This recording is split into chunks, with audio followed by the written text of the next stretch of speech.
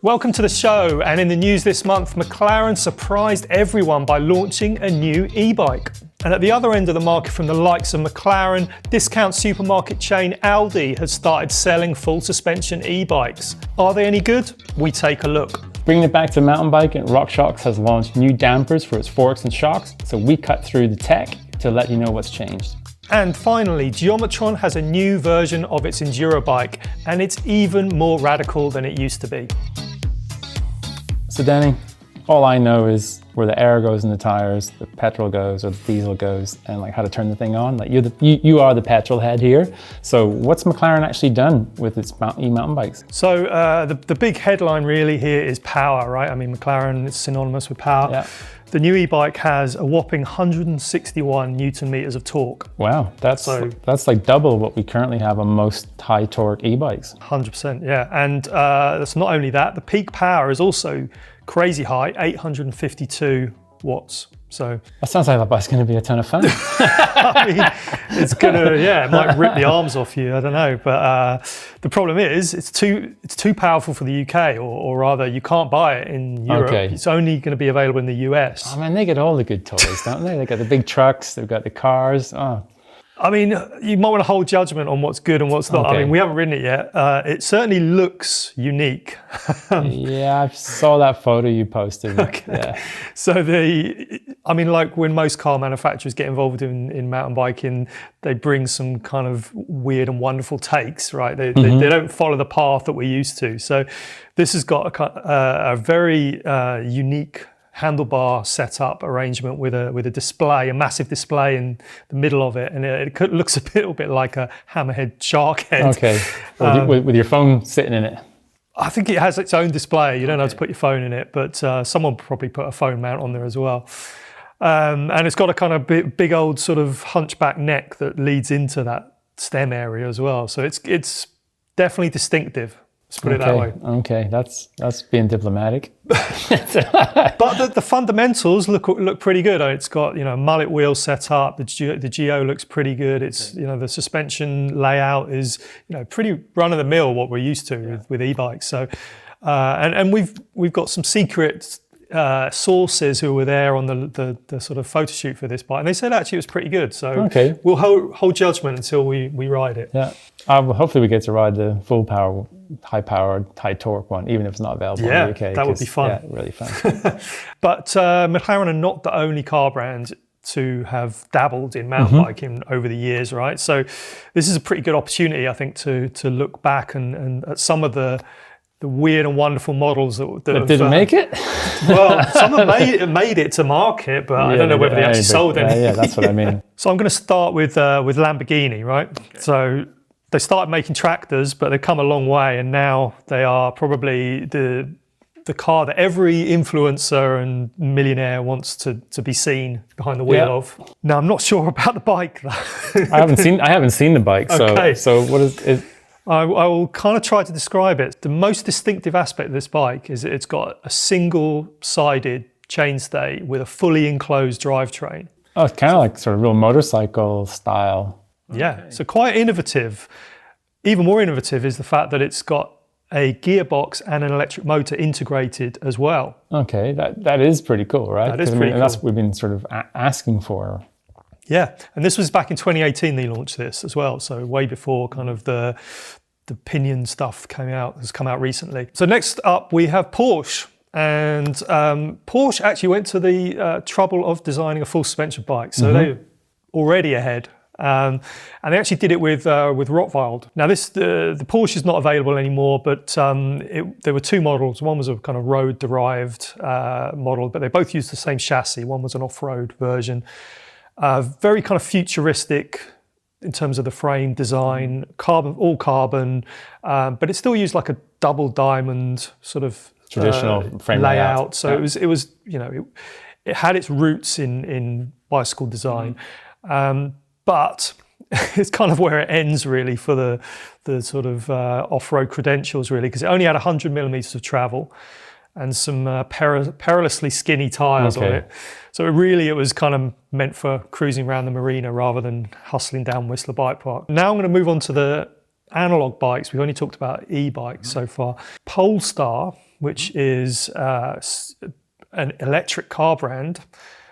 They launched a mountain bike a couple of years ago, but they didn't launch an e-bike. So kind of weird. Like if you're an electric car company, that'd be the obvious thing. Maybe it's so that when your electric car runs out of power, you can have a bike on the roof to drive somewhere. Yeah, you haven't got to worry about the battery. Yeah, totally. Maybe. They teamed up with a Swedish bike brand called Bike. Their bikes are actually pretty cool looking, very sort of Scandi chic. I mean, the cars are pretty cool, right? The cars are very cool. Yeah. I mean, I do know a little bit about them. Yeah. That's a cool brand, right?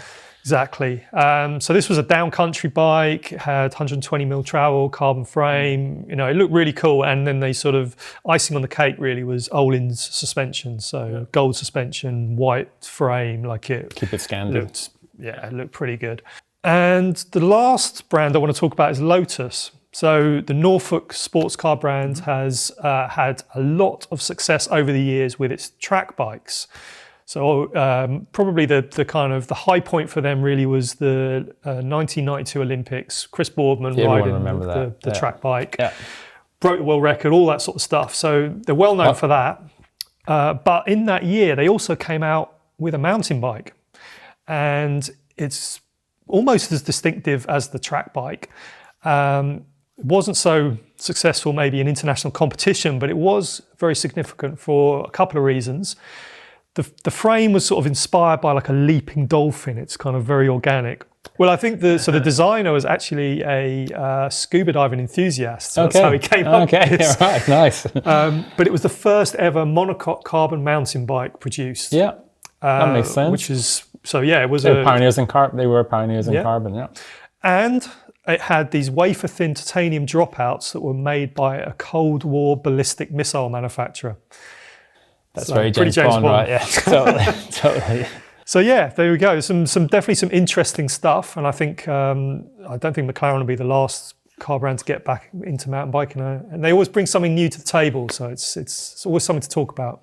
So Al, it was 2 years ago. RockShox brought out the Charger damper and the all-new kind of chassis for the Pike, Lyrik, and Zeb platforms.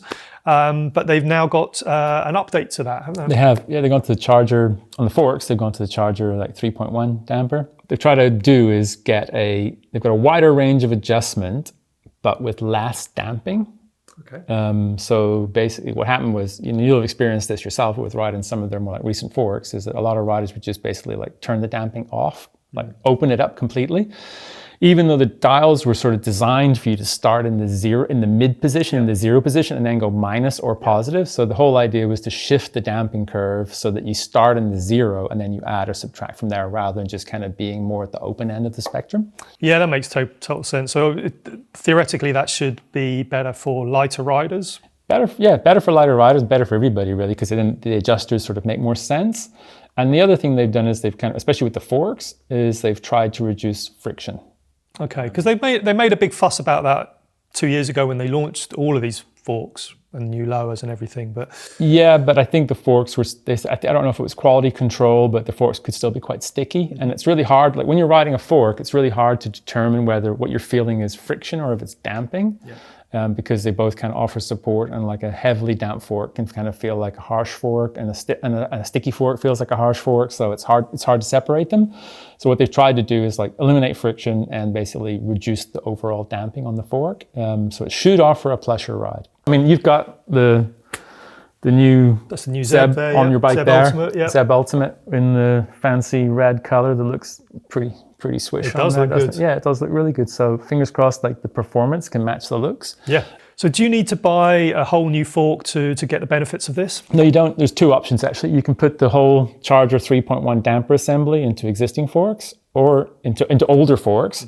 And then if you've got a fork with a 3.0 Charger damper, you can just buy like a little upgrade kit, which is the bits that upgrade your current damper to bring it to the 3.1 standard. And I think that's £72, which is pretty reasonable. So that's just like you take the damper apart effectively and put the new bits in. Yeah.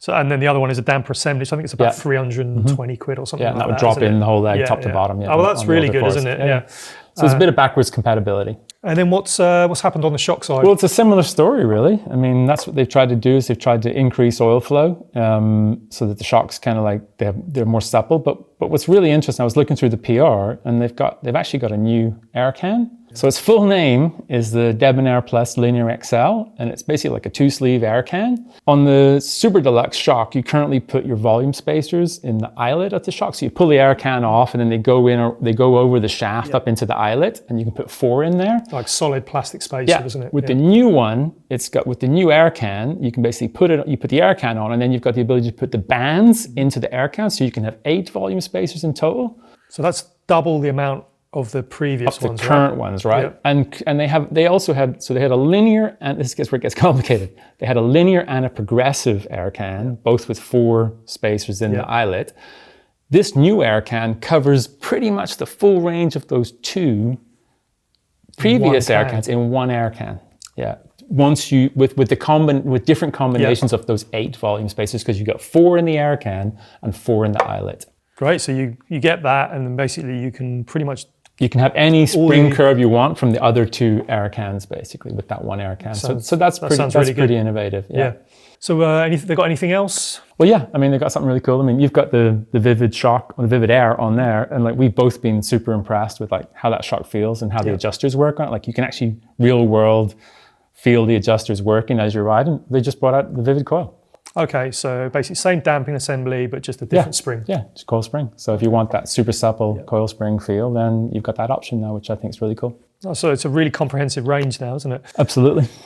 And I think the other thing that they're bringing out is an update to the Trailhead app. So, you know, if all of that suspension tuning sort of gets your head in the spin. It's really important, Danny, that part. Yeah. Yeah. So I think what you do with this, we haven't had a chance to play with it yet because it's out. It's not quite out when we're filming this, but from the serial number, it knows what bike it's fitted to and the tune of the shock. So then you put your weight in, your body weight in, and then it'll give you a really good starting point. Yeah. I think anything that makes suspension setup easier for everyone is a really good move. Yeah. So Al, next up, we're going to talk about the Geometron, aren't we? Yeah. They've got a new version of the G1 out. Yeah. So what's interesting about that bike, they were going in one direction with it, and then they just scrapped it and then like changed the suspension again. Oh yeah, and they admitted that as well. Well, Chris will tell you anything, right? He will. Yeah, totally. They weren't happy with it. They weren't happy with the performance from the suspension. So right, okay, this direction's not working, and they sort of looked at the numbers and then tweaked it, and now we've got the final version, which is available. I wonder how many brands do that. Not many, probably. Very few. Yeah, very few. So what's really cool about the new bike is the old bike was like super adjustable. This one's like insanely adjustable. Yeah, I mean, I'm going to need my laptop for this because when I started looking at all the options, I actually clicked on a separate link that opens a spreadsheet, and I'm just like, oh my Lord. It's a minefield. But what's really cool is there's a baseline kind of factory setting, which you can just start there. So let's get into all the different options on the bike, right? Should we start with that then? Yeah. We hear a lot about like proportional geometry and adjustable geometry and stuff, but they've really gone to town on this. So the new bike's got 5 different front triangles, and it's got 6 rear center options, which you can have with any front triangle. Okay. So they've not just sort of gone, hey, look, this is what we believe to be proportional geometry for your size. You can choose your proportional geometry. Wow, that's really interesting. So how do they do that then? That's where it gets complicated. Okay. So they've got 2 swing arm options, and then they've got these mutator switchable inserts in which they've had on the old bike, didn't they? But so these are in the chainstay at the kind of horse link pivot, and in the seat stay where the shock kind of mount is.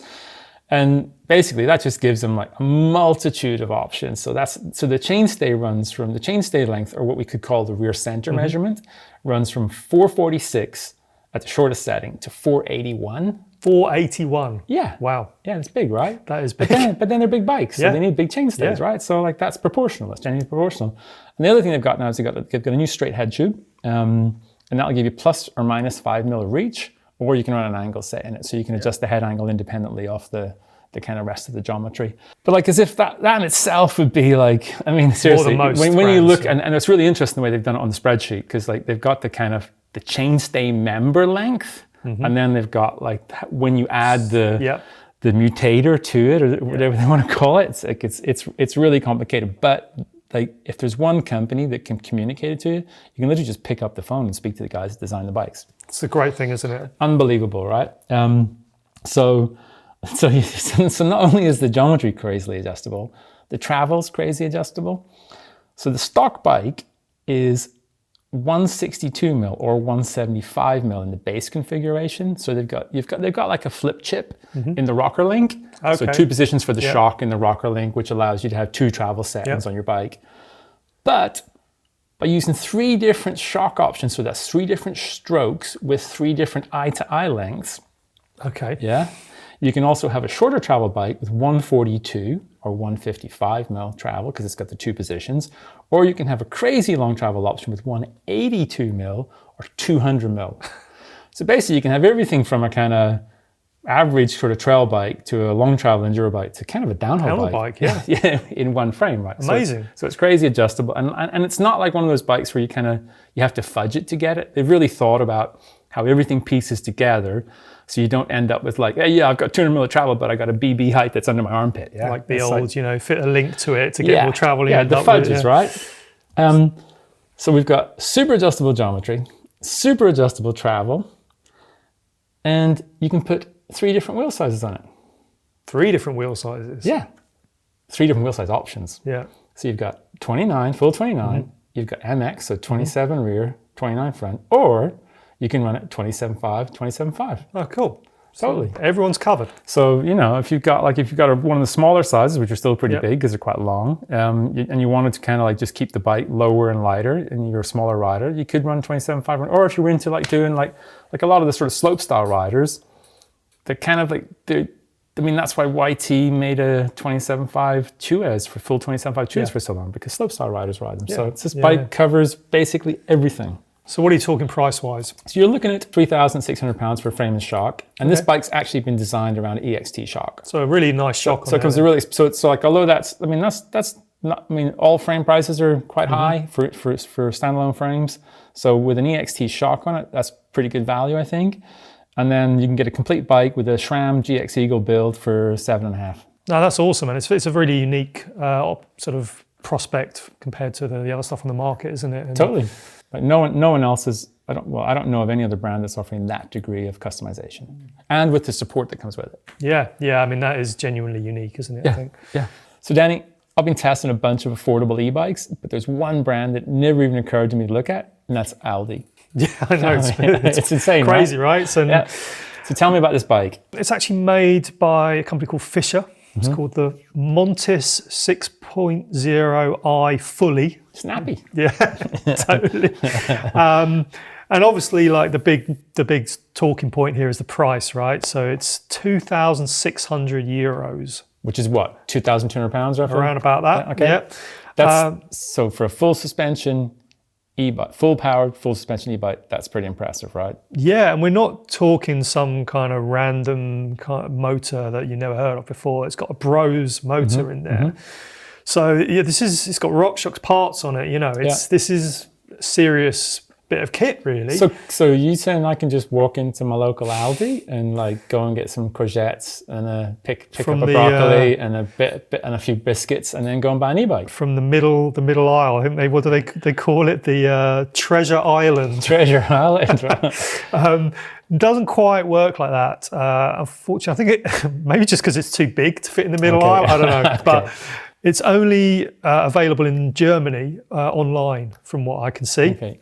So yeah, we're gonna miss out on that for a while. I mean, maybe they'll come to the UK. Maybe there's something to do with the imports and the batteries and stuff like that. But aren't those Fisher bikes? Some of them are available through Amazon, right? Yeah, so I guess you might be able to find them somewhere. I haven't looked into the pricing, and I can't really sort of tell you. But it's a kind of interesting tangent for a supermarket brand to start doing that. I mean, we've had the likes of Decathlon, Halfords, Go Outdoors, all those people getting into the e-bike market. But no one as kind of mainstream as Aldi. So I could totally understand Aldi having like a folding electric bike for like commuting and stuff on, but having a full suspension mountain bike, you're right. That's kind of weird, right? But cool. Yeah, it is. We're all about getting bums on seats, right? So if it's if that gets someone riding a mountain bike and then they love it and they want to, totally. then that's brilliant. And like I say, it's got proper stuff on it. It's 150mm travel. It's got SRAM drivetrain, RockShox suspension. Sounds a lot like this bike behind us. Yeah, give or take about 10,000 euros. Motor. Absolutely. I don't know why I'm sort of lording it around on that. It's really pretty cool. Like I think the thing that's kind of blown me away about these bikes is that you're right. Like I ride those. Like you go and ride that Aldi bike for $2,500 or whatever, 2,200 pounds, and it's an e-bike. I mean, the biggest thing about that is it's going to be so much harder for brands to sell analog bikes at that price point. Yeah. Because I mean, let's face it, those e-bikes are so much fun. Yeah. Especially if you're new to the sport and you're not like an enthusiast, you're not a cyclist, so you haven't got the kind of fitness and that kind of side. If you just want to go and have some fun, I mean, that bike would just be unbelievable. Yeah. So Danny, it's pretty clear to me then that the trickle-down effect of this technology is like it's really getting down there into the lower price points. Yeah, I mean, you know fully well because you've spent a lot of time on these bikes recently. So really important to check out the bike test that's coming out soon. We've got 4 affordable e-bikes, some really amazing bikes in that test. Totally. So check it out soon.